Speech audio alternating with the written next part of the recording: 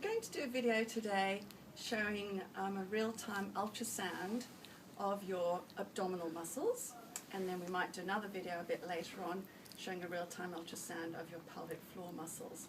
Now when you go and see your physiotherapist at Sports Focus, this is a technique that we can use using a diagnostic ultrasound machine rather than a therapeutic one to visualize the abdominal wall.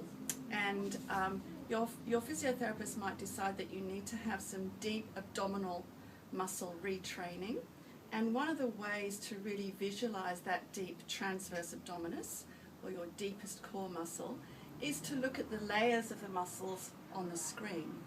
So first of all, we have you lying down, and then we're going to put an awful lot of gel, which isn't warm, it's cold, on both the machine and on you.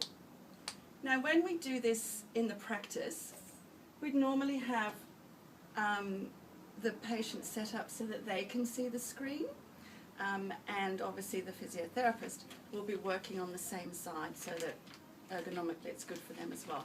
So we'd start with popping the applicator head onto the abdominal wall at the lower end of the ribs and just above the iliac crest or the hip bone.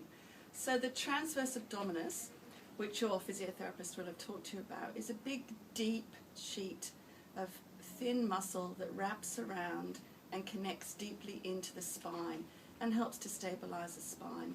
And it's sometimes quite difficult to feel that you're activating your transverse abdominis, and if you've had low back pain or any problems around the low back or the pelvis or abdominal surgery, then sometimes this muscle in its small but important stability role can get lazy, and the other abdominal muscles, the external and internal oblique, and sometimes the big six-pack, the rectus, will take over. Alright, so this is our setup, and then we might take a minute or two to find the best image. Alright, so we'll stop the video there and then we'll come back on so that you can actually see the screen. Good.